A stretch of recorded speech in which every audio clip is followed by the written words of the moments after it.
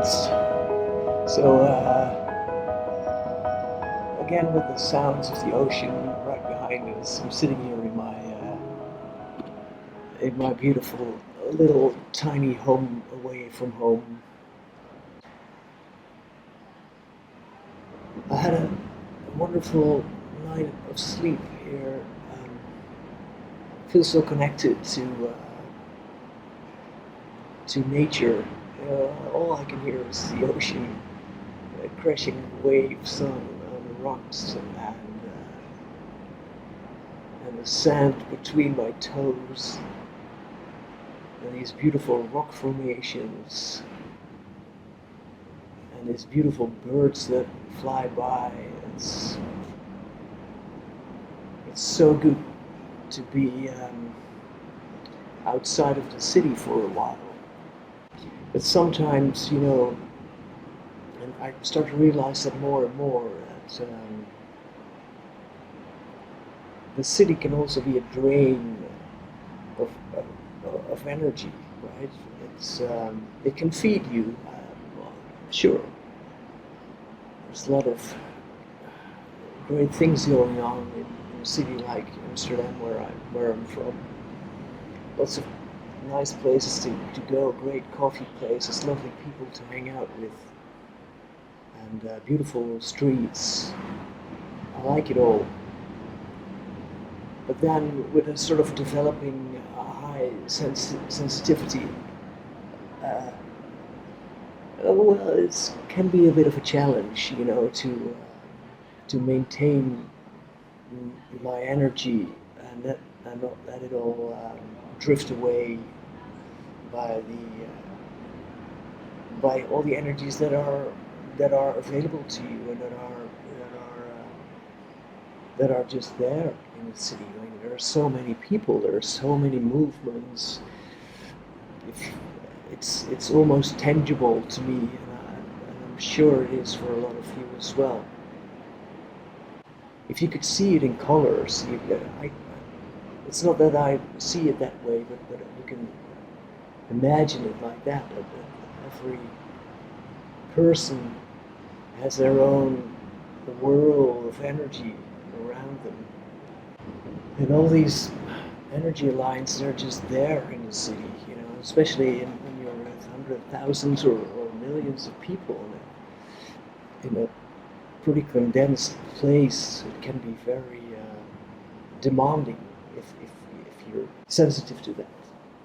So that's one of the things that every now and then I have to get out of there, and I usually do.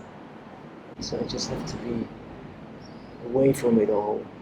I love to pick places where there's a lot more connection to the earth and to nature. So just to be in touch with the spirits that are with us in nature.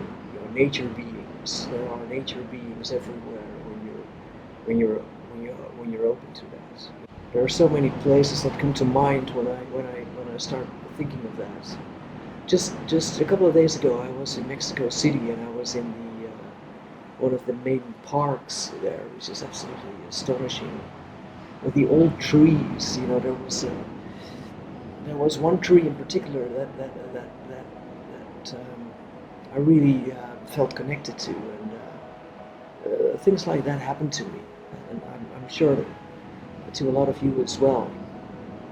That you start connecting to the spirit beings, and one of the spirit beings in nature is right outside my window right now, in the shape of a beautiful bird. But anyway, when you start to get in touch with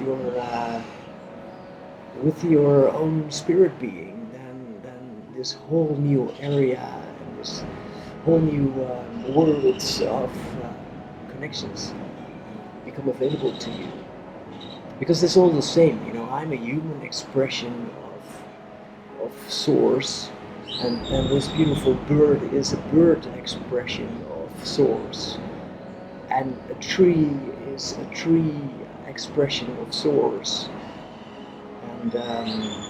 and it's with rocks, and it's with the water, and it's within the ground. There are energy lines that are in just in the ground, and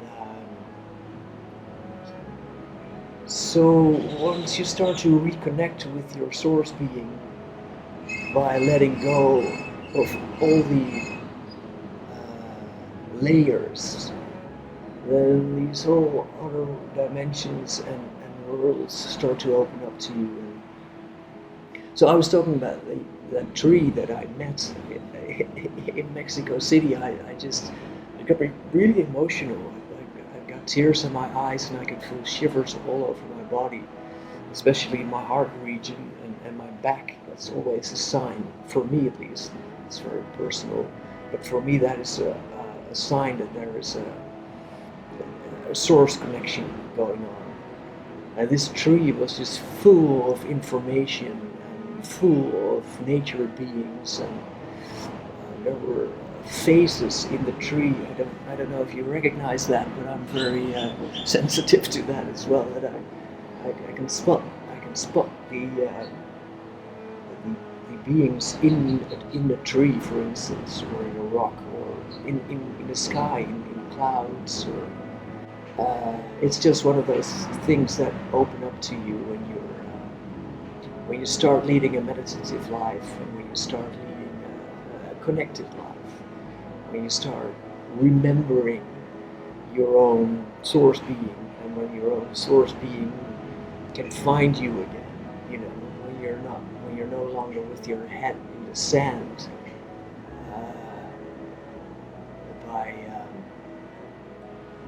by leading your life in the way that's probably that you're conditioned to. Get up at a time that you don't want to get up. Get in a car or whatever. Go to an office, or maybe your home office. Sit there behind a screen all day, contributing to someone else's dreams, basically, or a corporate dream, and then go home, and then maybe you already find your children asleep, if you have them, and I don't know what else, and then you have 30 minutes on the couch, and then you're going to bed, and then tomorrow we're going to do it all again. And that's how we grow up. That's what our parents did, and that's what we are supposed to do, by society. That's what we studied for, and then out of college or university or high school, whatever, you enter the job market, and you find something that's probably suitable for you because you're trained to do it, and then you start doing that, and then if you stay another year in that job, you know that your pay is going to get up, and there will be a bonus waiting for you. So you just keep grinding in that wheel like a hamster, it's not bad. It's not bad if that's what you're supposed to do, or if that's what you have to go through. It all serves a purpose, and but be aware of it, and be aware of that. It's just what you have created for yourself, and there's nothing bad with that. There's nothing wrong with that. It's just it might become more and more difficult for your source being to connect with you. Or the other way around, it starts to be more difficult to even remember that there is such a thing as a source, or as a being. We're conditioned to be so caught up in the conditioned life. We're a human and we're a being, and basically all we learn from day one in life is to concentrate on the human part, to play your part in this human world, But there's this whole other world waiting for you. You know, your being. It's equally as important. Yeah, there's a beautiful series of books by Paul Selig, and he is in touch with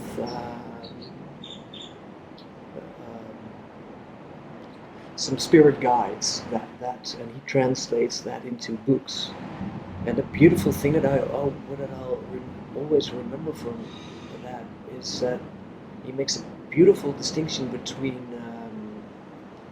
who you are and what you are. And the what that you are refers to the human part, and then there's a who that you are, and that's the being part. It's the source being part of you. And we're the human being. And all that I want to do is to help you reacquaint with that being part, or at least remind you that there is such a thing. And the being part is that precedes everything. It's always been there, and it will always be there. It's being. It's just being, and we are an expression of that, as everything is an expression of that. Especially in this sort of three-dimensional world that we live in, where everything has got to be materialized first before we can observe it as a human. You know, that's what our eyes are trained to and our hearing is trained to. So something has got to be materialized first. And that something that has got to be materialized, it's all energy. It's all energy. Everything is energy. And the moment you become aware of that, then that being part, or that source part, becomes available to you again. And then you start to see things differently. You start to look at the streets differently. You start to look at people differently. You start to look at the world differently. The world as we observe it. And it doesn't become less important. It doesn't become inferior. No, not at all. But it's just that you open up this whole other dimension of being that you didn't even know was there. And then, as soon as you start to reacquaint with your source, then you can use your human parts to manifest or to express your being and materialize it in this tangible world, which is very important. And I'll come back to that probably later, why it is so important, because that's another story. Because it makes sense that we're here in our human shape. It makes sense, it is part of the deal that we are present in this material dimension as well. But it's only one of the dimensions that we're at. We are multi-dimensional beings, and our human part is only part of that. And a very important part. Again, I don't want you to think that growth or enlightenment has something to do with dissolving from manifestation or dissolving from this 3D earth. Not at all. Everything is important. Everything is important, and the challenge, but the beauty eventually is to integrate everything. Your human part and your being part, to bring those two together again. And that is not easy because of all our conditioning. You know, because of our cultural conditioning, our parents, our school systems, everything in society is focused on how to be a human, which surprises me more and more. Now I am more and more also available in the other dimensions. It's so weird to me to observe this world that we're living in, and pretending that's all there is, and pretending that that it's that it's more important, because most of the people don't even realize that we are multidimensional beings, and that's a shame, but it's part of our awakening as a species. It's part of our awakening, collective and individual awakening, to open up to the fact that we are multidimensional beings, that we are all expressions from Source. And that's why we are all connected.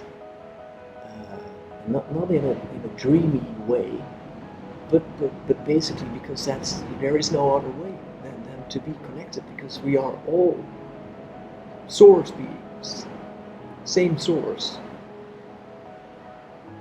It's as if we are cells in the body of one. I really love that image. There's only one body, and we are all a cell within that body. Just as our own physical body contains of countless cells, body cells. When you zoom out everything, then you start realizing that that also applies to ourselves. So the more you zoom out, the picture will always remain the same. There's only one body, and we're all cells in that body. So you can also say that we are cells in each other's body, because there's only one body,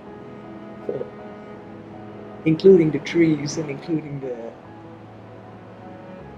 everything,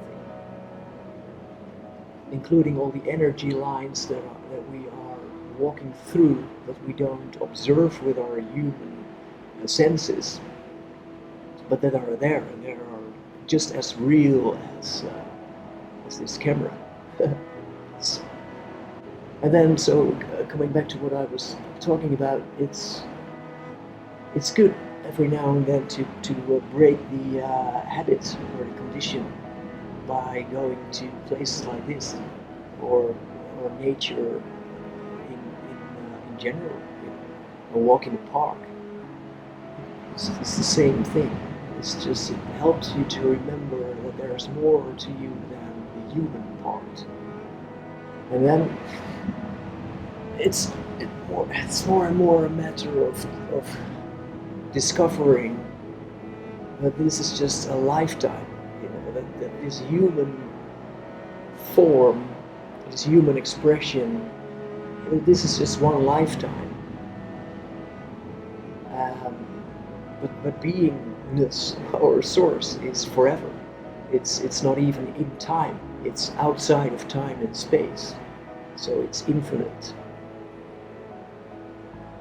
But then, because we are here as a human, well, it's pretty damn important what you do with this lifetime, this human lifetime.